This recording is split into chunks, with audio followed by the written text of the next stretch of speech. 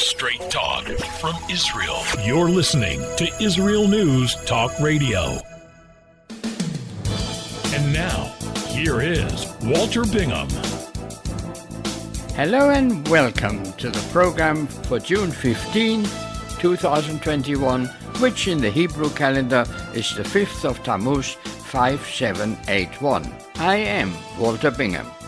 It's been another of those unpredictable weeks where the future of the new government hung in the balance. It's been nearly 3 months since our fourth general election, and we still don't have an effective government. Oh yes, in theory, a government has been agreed, but the constituent parties have such divergent policies that they're still arguing amongst themselves.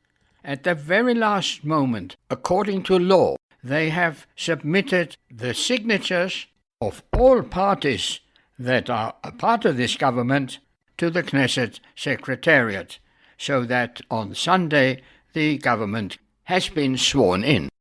Having regard to those difficulties, just imagine the scene when they finally sit in cabinet to try and reach unanimous decisions. Could the left and right-wing parties ever agree on Shabbat transport? Would the draft law so strongly advocated by Avigdor Lieberman ever pass 3 readings in Knesset? Or would a building freeze in Judea and Samaria that was promised to US President Biden by the Defense Minister Gantz on his recent visit to Washington really hold, when the idea is to facilitate an Arab state in the heartland of Israel? Among the outlined key principles of the new government are several clauses under the heading Religion and State, among them creating competition in the field of kosher certification organization, opening the possibility of conversion through regional and municipal rabbinical authorities, and changes in the chairmanship of the committee selecting religious court judges, as well as in the body that elects the chief rabbi of Israel. All that amounts to government interference in matters of Jewish religious observance. It also implies the intention to institute civil marriage. All this would find the strongest opposition in any Knesset debates. We've got to go into a break, but keep it here, there's lots more.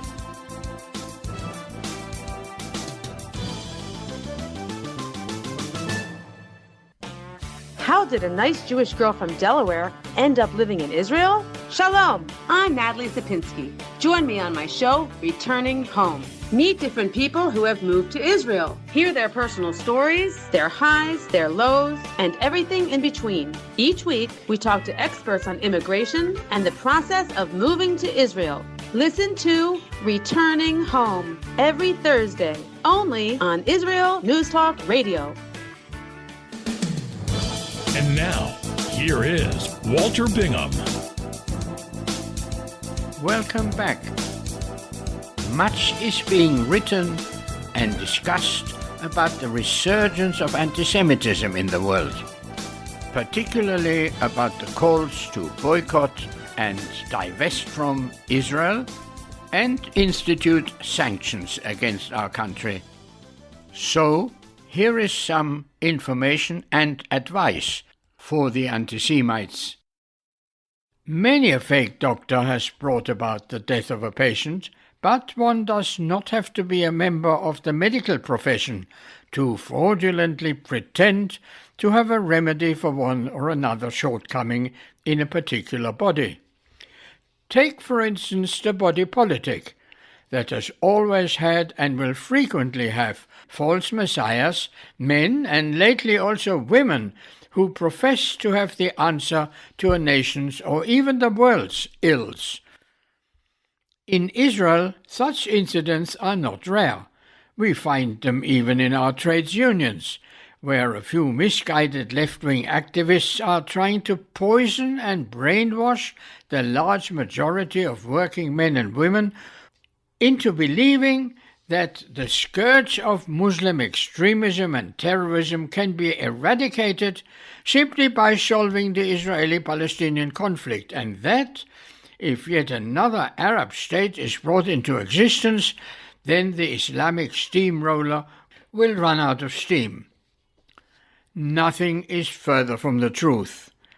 In the UK, the National Union of Journalists, the Transport and General Workers Union, and the University and College Union in Britain believe that by a campaign to boycott Israel and goods produced there will bring about a change in the Middle East, that Israel would be isolated, considered a pariah state, and suffer economically, as was the case in South Africa. Interestingly, their utterances on Zimbabwe, where as a result of the dispossession of the white farmers, the country is now on the verge of total economic collapse, that pales into insignificance compared with the condemnation of Israel, which is among the technologically most advanced nations in the world, and a leader in ID technology, competing with Silicon Valley. Then there is our new government of change, whose leaders were so keen to attain power that they enticed an Arab party to join them to make up the numbers, even at disproportionate cost. As one of my radio listeners commented, there is an Arabic proverb which says, "My brother and I against my cousin and I against the stranger," which means blood is thicker than water. The familial or tribal bonds of the oh-so-friendly Arab leader will always be stronger than bonds of expediency. He has already stated, "We are part of the Palestinian people," an overt Trojan horse. If successful, the BDS boycotts, divestments and sanctions campaigns advocated by the Israel haters, or more correctly anti-Semites, would bring with it unimaginable damage to their own country's economy and health services. Let's consider just some of the consequences. Israel, the 100th smallest country with less than 1,000th of the world's population, can lay claim to an astounding number of advances in almost every field. WorldNet Daily contributed to the next 2 sentences. You would have to throw away most of your laptops, PCs and mobile phones because Intel's new multi-core processor was completely developed at facilities in Israel. And our ubiquitous mobile phone was developed in Israel by Motorola, which has its largest development center in our little land.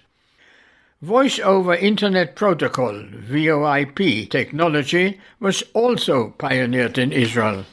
In a rare public comment on the value of Israel's work in helping to make Microsoft what it is, Bill Gates said that Israeli developments in tech areas like analytics and security were improving the world, and he called Israel a major player in the high-tech world. Several of Windows operating systems were developed by Microsoft Israel.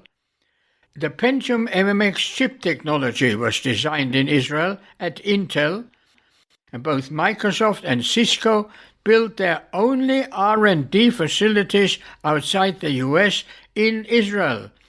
And with more than 3,000 high-tech companies and startups, Israel has the highest concentration of high-tech companies in the world outside Silicon Valley.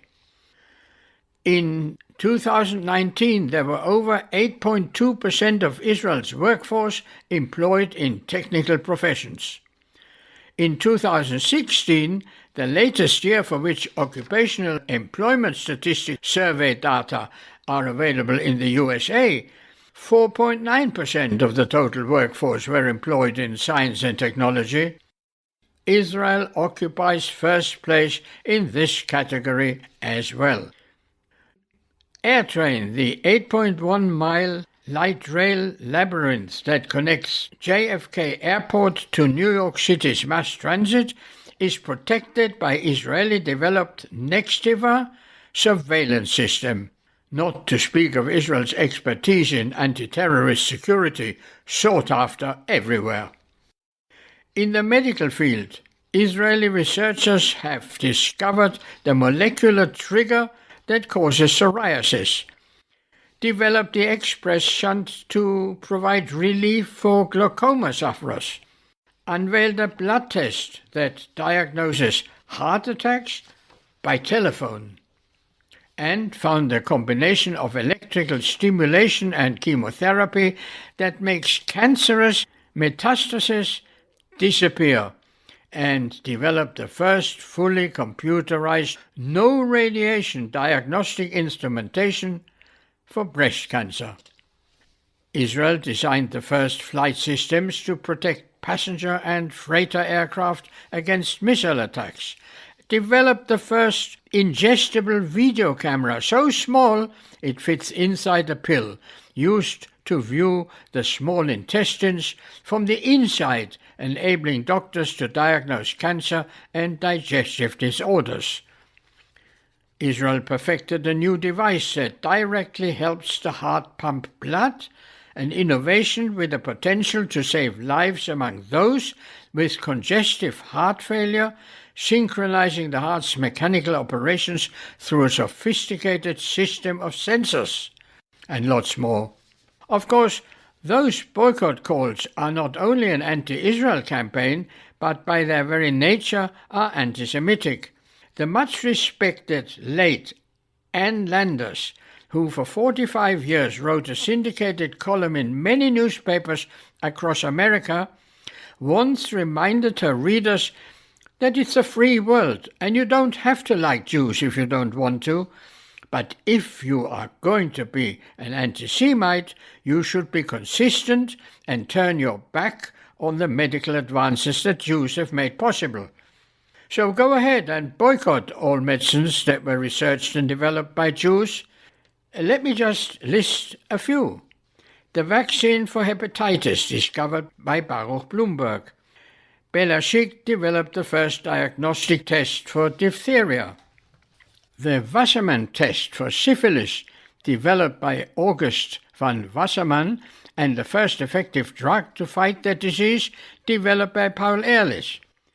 Insulin would not have been discovered if Oskar Minkowski had not demonstrated a link between diabetes and the pancreas. It was Beryl Krohn who identified the disease that bears his name. And Alfred Hess discovered that vitamin C could cure scurvy. Casimir Funk was the first to use vitamin B to treat beriberi, an inflammation of the nerves that can cause heart failure, and Jonas Salk developed the first polio vaccine, and later Albert Sabin perfected the oral version. And these are just some of the medicines developed by Jews. Humanitarianism requires us to offer these gifts to all peoples of the world, regardless of race, color, or creed. Anti-Semites who want to boycott these gifts can go ahead and turn them down, but I suspect that when it comes to their own health and survival, their principles fly out of the window. So what's the point of all this? Simply that the very idea of eradicating or even displacing Israel from its historic home is suicidal to the rest of the world, not just her Arab neighbors. U.S. trade unions, including the American postal workers and Teamsters, have attacked their British counterparts for planning to boycott Israel. In a strongly worded statement they wrote, "Imagine a world today that never knew Israel," signed by over 20 representatives from trade unions. It said, "Rather than divestment from Israel, we believe that investment of time, energy and material is the best means to alleviate the ongoing suffering of Palestinians and Israelis." They further slammed plans for any academic boycott, stating, Rather than limiting interactions with Israeli educators, academics and educational institutions, we see the importance of maximizing rather than prescribing the free flow of ideas and academic interaction between peoples, cultures, religions and countries. Now stop for just a second and imagine a world that never knew Israel. And then go further and imagine what our world would be like if Israel's enemies held sway. The answer follows after the break, so don't go away.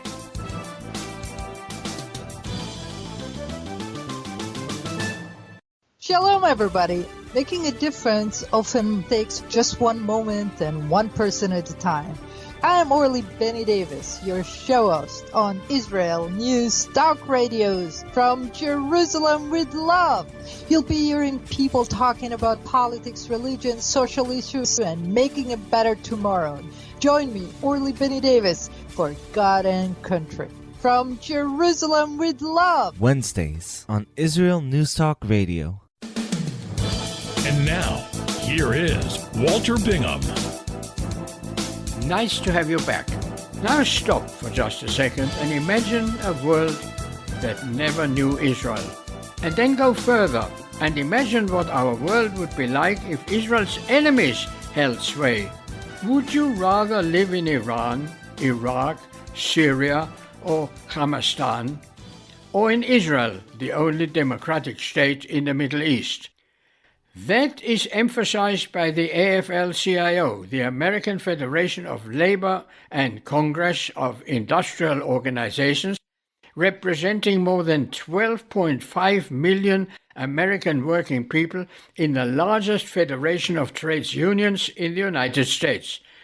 It is made up of 55 national and international unions. Its president, Richard Trumka, said about Israel, "So long as I am president, you will never have a stronger ally than the AFL-CIO." Who needs Israel? Let's be honest, everyone does. We just celebrated the beginning of the month of Tammuz. As usual, and as they try to do every new month, the organization Women of the Wall once again disrupted the decorum at the Western Wall by trying to defy the regulations and bring their own Torah scroll into the prayer area. That caused a serious disturbance with shouting and even pushing of ordinary worshippers who objected to the noise.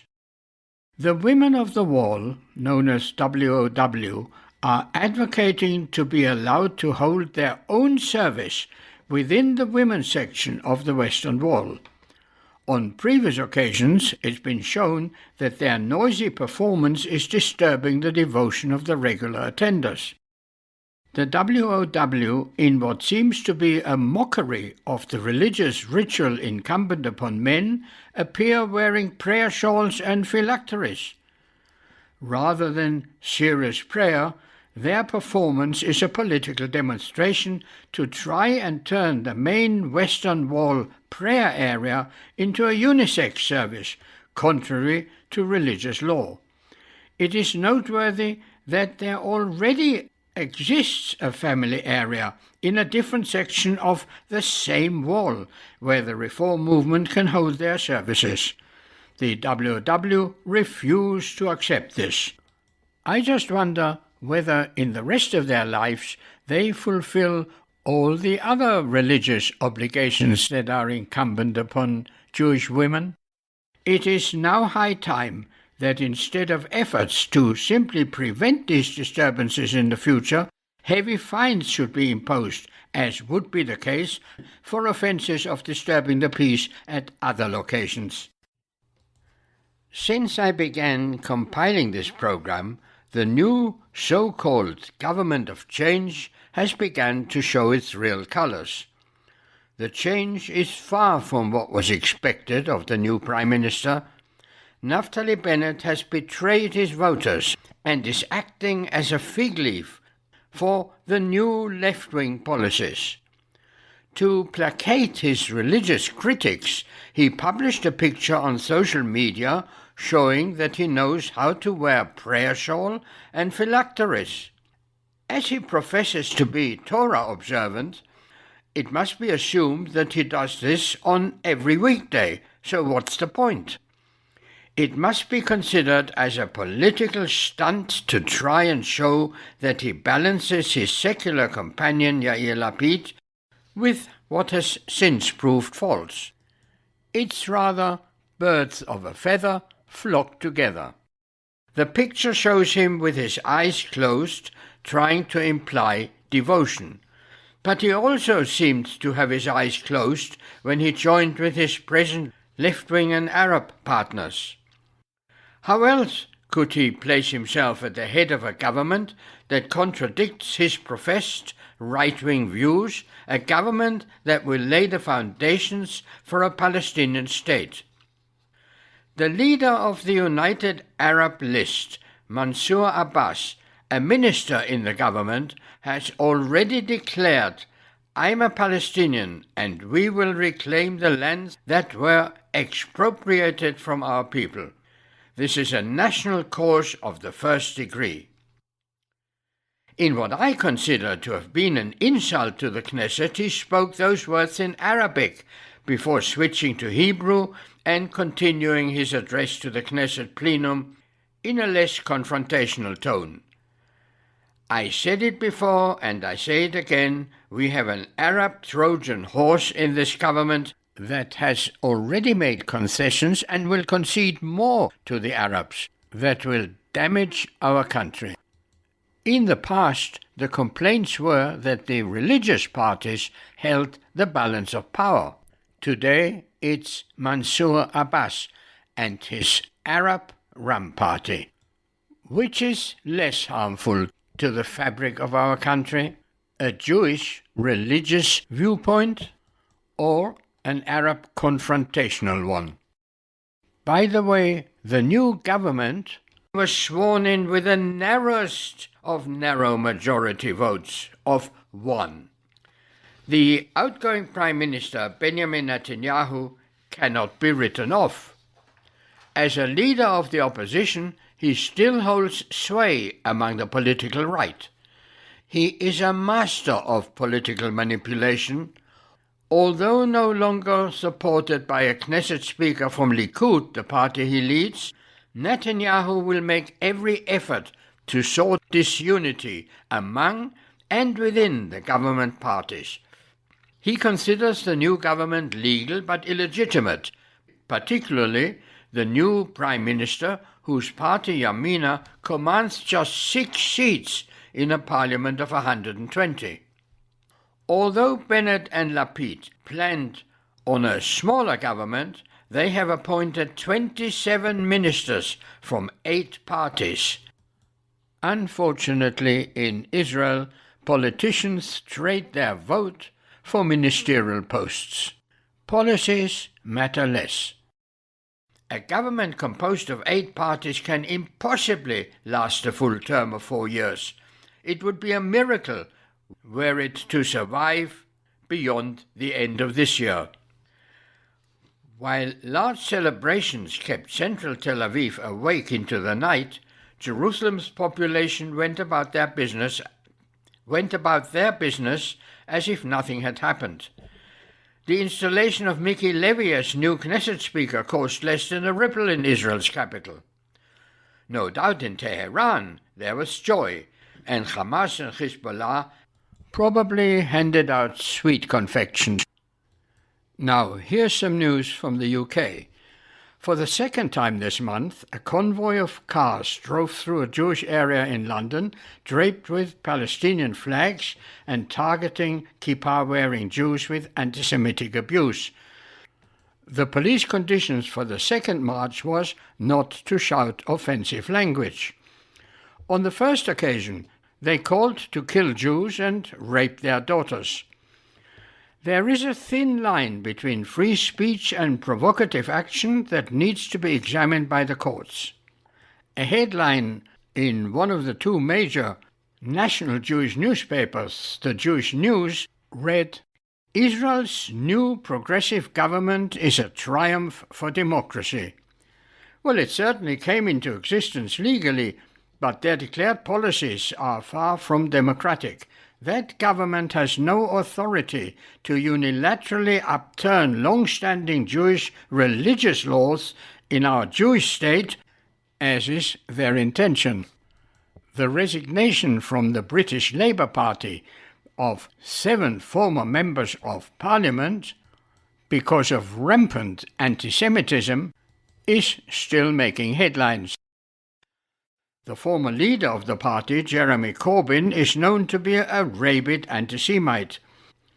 He's been accused by Luciana Berger, one of the 7, to have shouted foul language at her and to have been instrumental in hounding her out of the party. One complaint demanded the party prioritise an investigation into whether Corbyn himself knew of any plan to hound out MPs that was run from the leader of the opposition's office. The current leader of the Labour Party, Sir Keir Starmer, admitted that Labour has still further to go in tackling anti-Semitism within his party. He said, "I don't think anyone could put their hand on their heart and say Keir Starmer is not taking anti-Semitism in the Labour Party seriously." I wonder how much longer it will take for Jews in Britain to burst the bubble with which they have surrounded themselves and realise that anti-Semitism is on the rise and that their quality of life will in due course be affected. As of now, they believe that the current level of Jew hatred is acceptable, weighed against their business opportunities. That was precisely the view held by German Jews in the early 30s. I've often said that anti-Semitism today is comparable with its demonstration in the early 1930s, and were it not for the existence of the State of Israel, the picture would be even worse.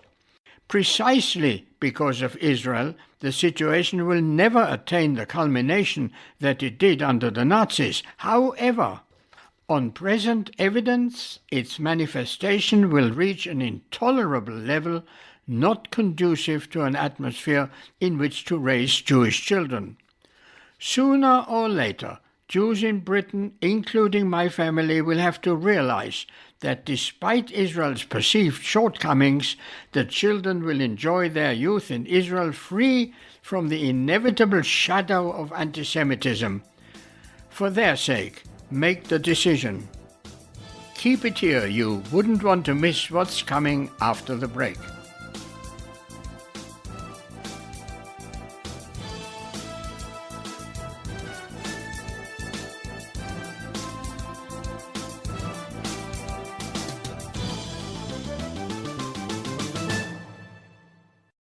You're listening to Israel News Talk Radio. This is Shai Ben-Tekoa, and each week I'll be webcasting to you from Judea, origin of the word Jew, a people besieged and beleaguered in every generation. Nazi Germany's but a memory, but in its place the world invented the phantom Palestinians as this generation's internationally authorized Jew killers. Tune in for a different slant on life in Israel, Phantom Nation, every Monday. Hi, I'm Rabbi David Aaron.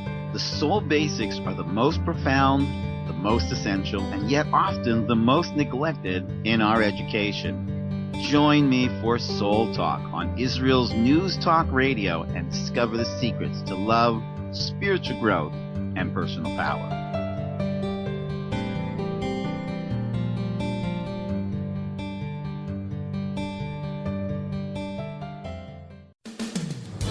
And now, here is Walter Bingham. Sometimes something happens that doesn't turn out as expected and that should make the headlines, but for all sorts of reasons is overlooked or even deliberately ignored by most of the media. It could be because just at the same time there is a major disaster somewhere in the world, or a great ceremonial event is taking place, or even the time when an election result is declared in one or another country and is analyzed in great detail. All the news stories as we say in journalism, have legs. In other words, can be milked for some time and will therefore attract advertising in the various news outlets. But sometimes there are political reasons to prevent publicity, as in the story that I want to share with you today. A story that was, in my opinion, if not the greatest, but certainly one of the most noteworthy of recent years. Student debates at the major universities in the US or UK have often caused reverberations far beyond the debating chamber, as for instance the famous Oxford Union debate of 1939, whether to fight for king and country. Some time ago there was a debate at the prestigious Students' Union of the University of Cambridge in England, the equivalent of a senior Ivy League university in the US, and the motion was, "This House believes that Israel is a rogue state." Nothing really surprising in today's climate, and it was expected to be another hostile event, denouncing the Jewish state. Proposing the motion was Lauren Booth, the anti-Israel activist, convert to Islam, passenger on the famous Turkish flotilla, and sister-in-law of former British Prime Minister Tony Blair. Also speaking for the motion was Mark MacDonald, the founder of the group Labour Friends of Palestine, and Gabriel Latner, a 19-year-old second-year law student from Toronto. Opposing the motion were Ran Gidor, the Israeli embassy's counselor for political affairs, Shiraz Maher, a former Islamic extremist, and Rob Mindell, an ex-president of Cambridge University's Jewish Society. The debate caused such a stir that it was widely discussed by bloggers and generated many messages on social networking sites like Facebook. As a result of Gabriel Latner's speech, remember he was one of the proposers of the motion that Israel is a rogue state, it was decisively defeated with 74% of the votes opposing it. So despite losing it, Latner won it for Israel. The Jerusalem Post's London correspondent Johnny Paul reports that Latner, who comes from a Reconstructionist Jewish background and has been to Israel several times, responded to a general student union request for members to participate in the debate, and he was invited to appear for the proposers of the motion. Latner delivered a 10-minute speech to the 800-strong audience that defied all expectation. Interestingly, he was not required to submit it in advance. You will be spellbound by the text which I have decided to read in full, as much as this live stream program permits, but all of it will be posted on the podcast on our website. Quote, "This is a war of ideals, and the other speakers here tonight are rightfully idealists. I am not. I am a realist. I am here to win. I have a single goal this evening, to have at least a plurality of you walk out of the yes door. I face a singular challenge. Most, if not all of you, have already made up your minds. This issue is too polarizing for the vast majority of you not to already have a set opinion. I'd be willing to bet that half of you strongly support the motion and half of you strongly oppose it. I want to win, and we are destined for a tie. I'm tempted to do what my fellow speakers are going to do, simply rehash every bad thing that Israel's government has ever done in an attempt to satisfy those of you who agree with them, and perhaps even guilt one of you, rare undecided, into voting for the opposition, or more accurately, against Israel. It would be so easy to twist the meaning and the significance of international laws to make Israel look like a criminal state. But that's been done to death. It would be easier still to play to your sympathy with personalized stories of Palestinian suffering, and they can give very eloquent speeches on those issues. But the truth is that treating people badly, whether they're your citizens or an occupied nation, does not make a state rogue. If it did, Canada, the US, and Australia would be rogue states based on how they treat their indigenous population. Britain's treatment of the Irish would easily qualify them to wear this sobriquet. These arguments, while emotionally satisfying, lack intellectual rigor. More importantly, I just don't think we can win with those arguments. It won't change the numbers. Half of you will agree with them, half of you won't. So I'm going to try something different, something a little unorthodox. I'm going to try and convince the die-hard Zionists and Israel supporters here tonight to vote for the proposition. By the end of my speech, I will have presented 5 pro-Israel arguments that show Israel, if not a rogue state, then at least roguish. Let me be clear, I will not be arguing that Israel is bad.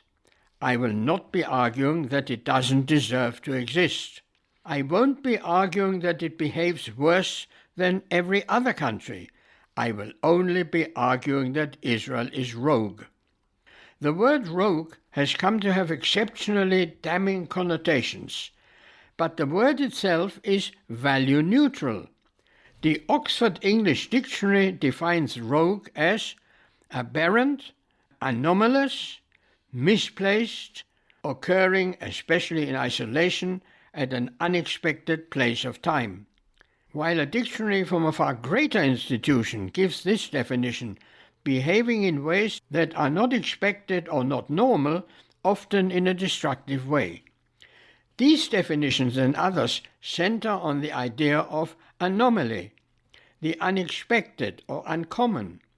Using this definition, a rogue state is one that acts in an unexpected, uncommon, or aberrant manner, a state that behaves exactly like Israel. The first argument is statistical. The fact that Israel is a Jewish state alone makes it anomalous enough to be dubbed a rogue state. There are 195 countries in the world. Some are Christian, some Muslim, some are secular. Israel is the only country in the world that is Jewish. Or to speak mathmo for a moment, the chance of any randomly chosen state being Jewish is 0.0051%. In comparison to the chance of a UK lotto ticket winning at least £10 is 0.017%, more than twice as likely. Israel's Jewishness is a statistical aberration. The second argument concerns humanitarianism, in particular Israel's response to a refugee crisis. Not the Palestinian refugee crisis, for I'm sure that the other speakers will cover that, but the issue of Darfurian refugees. Everyone knows that what is happening and is still happening in Darfur is genocide, whether or not the UN and the Arab League will call it such. There's been a mass exodus from Darfur as the oppressed seek safety. They've not had much luck. Many have gone north to Egypt, where they are treated despicably. The brave make a run through the desert in a bid to make it to Israel. Not only do they face the natural threats of the Sinai, they are often used for target practice by the Egyptian soldiers patrolling the border. Why would they take the risk? Because in Israel they are treated with compassion, they are treated as the refugees that they are, and perhaps Israel's cultural memory of genocide is to blame. The Israeli government has even gone so far as to grant several hundred Darfurian refugees citizenship. This alone sets Israel apart from the rest of the world. But the real point of distinction is this. The IDF, the Israel Defense Forces sends out soldiers and medics to patrol the Egyptian border. They are sent looking for refugees attempting to cross into Israel, not to send them back into Egypt, but to save them from dehydration, heat exhaustion, and Egyptian bullets. Compare that to the US's reaction to illegal immigration across the border with Mexico. The American government has arrested private individuals for giving water to border crossers who were dying of thirst. And here the Israeli government is sending out its soldiers to save illegal immigrants. To call that sort of behavior anomalous is an understatement. My third argument is that the Israeli government engages in an activity which the rest of the world shuns. It negotiates with terrorists. Forget the late PLO chairman Yasser Arafat, a man who died with blood all over his hands. They're in the process of negotiating with terrorists as we speak. Yasser Rabo is one of the lead PLO negotiators that has been sent to the peace talks with Israel. Abed Rabo also used to be a leader of the PFLP, an organization of freedom fighters that under Abed Rabo's leadership engaged in such freedom-promoting activities as killing 22 Israeli high school students. And the Israeli government is sending delegates to sit at the table with this man and talk about peace. And the world applauds. You would never see the Spanish government in peace talks with the leaders of the ETA. The British government would never negotiate with Thomas Murphy. And if President Obama were to sit down and talk about peace with Osama bin Laden, the world would view this as insanity.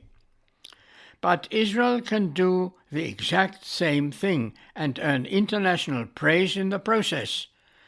That is the dictionary definition of rogue, behaving in a way that is unexpected or not normal.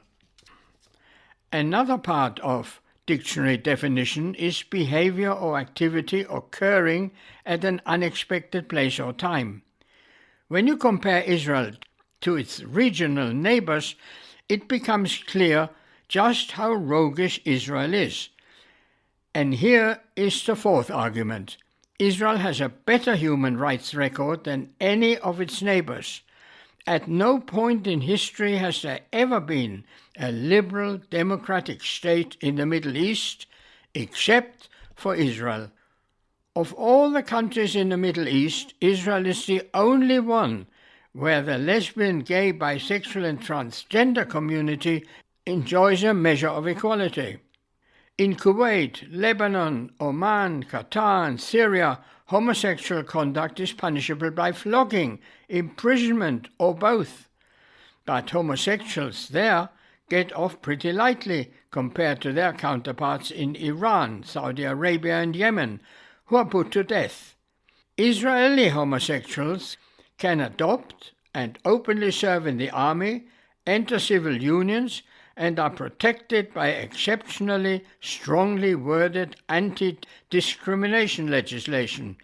Beats a death sentence. In fact, it beats America. Israel's protection of its citizens' civil liberties has earned international recognition. Freedom House is an NGO that releases an annual report on democracy and civil liberties in each of the 195 countries in the world. It ranks each as free, partly free or not free. In the Middle East, Israel is the only country that has earned designation as a free country. Not surprising, given the level of freedom afforded to citizens in, say, Lebanon, a country designated partly free, where there are laws against reporters criticizing not only the Lebanese government, but the Syrian regime as well. Iran is a country given the rating of not free, putting it alongside China, Zimbabwe, North Korea and Myanmar. In Iran, there's a special press court which prosecutes journalists for such heinous offences as criticizing the Ayatollah or reporting on stories damaging the foundations of the Islamic Republic, using suspicious, i.e. Western sources, or insulting Islam. Iran is the world leader in terms of jailed journalists, with 39 reporters that we know of in prison as of 2009. They also kicked out almost every Western journalist during the 2009 election. I guess we can't really expect more from a theocracy, which is what most countries in the Middle East are. Theocracies and autocracies. But Israel is the sole, the only, the rogue democracy. Out of every country in the Middle East, only in Israel do anti-government protests and reporters go unsquashed and uncensored. I have one final argument. The last nail in the opposition's coffin, and it's sitting right across the aisle, Mr. Ran Gidor's presence here is the only evidence any of us should need to confidently call Israel a rogue state. For those of you who have never heard of him, Mr. Gidor is a political counsellor attached to the Israeli embassy in London. He's the guy the Israeli government sent to represent them to the UN. He knows what he's doing, and he's here tonight. And it's incredible. Consider for a moment what his presence here means. The Israeli government has signed off to allow one of their senior diplomatic representatives to participate in a debate on their very legitimacy. That's remarkable. Do you think for a minute that any other country would do the same? If the Yale University Debating Society were to have a debate where the motion was, "This House believes Britain is a racist, totalitarian state that has done irrevocable harm to peoples in the world," that Britain would allow any of its officials to participate? No. Would China participate in a debate about the status of Taiwan? Never. And there is no chance in hell that the American government official would ever be permitted to argue in a debate concerning its treatment of prisoners at Guantanamo Bay. But Israel has sent Mr. Ran Gidor to argue tonight against a 19-year-old law student who's entirely unqualified to speak on the issue at hand. Every government in the world should be laughing at Israel right now because it forgot rule number 1. You never add credence to crackpots by engaging with them. It's the same reason you won't see Stephen Hawking or Richard Dawkins debate David Icke. But Israel is doing precisely that.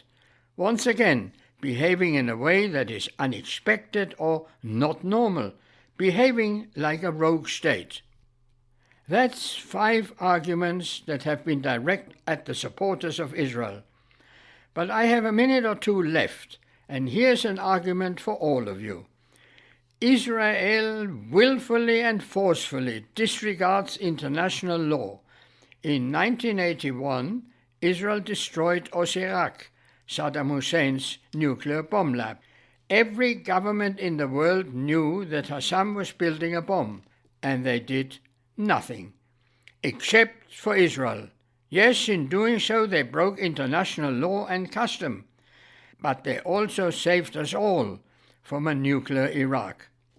That rogue nation should earn Israel a place of respect in the eyes of all freedom-loving peoples, but it hasn't. But tonight, while you listen to us prattle on, I want you to remember something while you're here. Khomeini's Iran is working towards the bomb. And if you're honest with yourself, you know that Israel is the only country that can and will do something about it. Israel will, out of necessity, act in a way that is not the norm, and you'd better hope that they do it in a destructive manner. Any sane person would rather a rogue Israel than a nuclear Iran. By the motion being defeated, Israel won. I believe that this young man will go far in his chosen profession as a lawyer. I hope that you were as amazed by the way this young man developed his argument as I was. And now I come to the end of the program.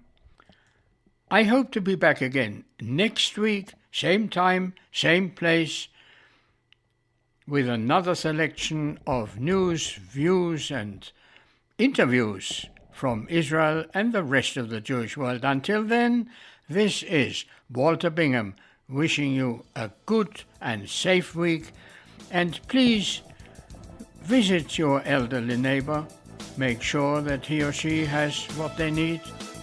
Goodbye.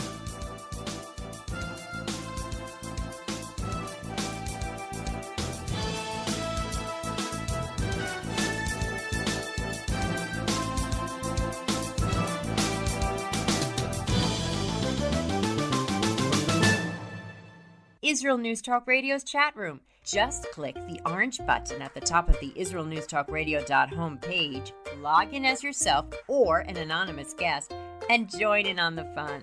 You'll meet other listeners from all over the world who listen to Israel News Talk Radio, and you can make new friends. Israel News Talk Radio's chat room. It's the closest you can get to being in the studio with us. We love listening to Israel News Talk Radio.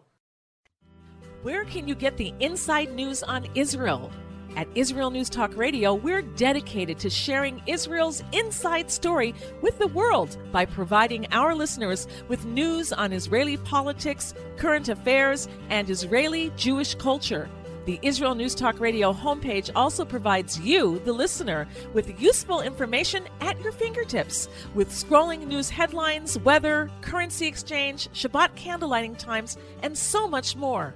Our radio programming is always accessible and on demand. We operate absolutely free of charge for everyone, everywhere. If you love what we do, partner with us now by becoming an Israel News Talk Radio supporter. With your support, you'll be inscribed on our Israel News Talk Radio Wall of Fame. There's nothing like us in the world. Be part of something great. Israel News Talk Radio. Straight talk from Israel. If you love Israel News Talk Radio, then you'll love our Facebook page. We keep you up to date on what's happening in Israel, plus little surprise treasures that we don't share on the radio. Go now to follow us on Facebook. Just look for the Israel News Talk Radio Facebook page, and don't forget to subscribe and follow us by clicking on the like button. We post great stuff there that you'll want to share. Israel News Talk Radio on Facebook and Israel News Radio on Twitter. News, opinion, and more. You're listening to Israel News Talk Radio.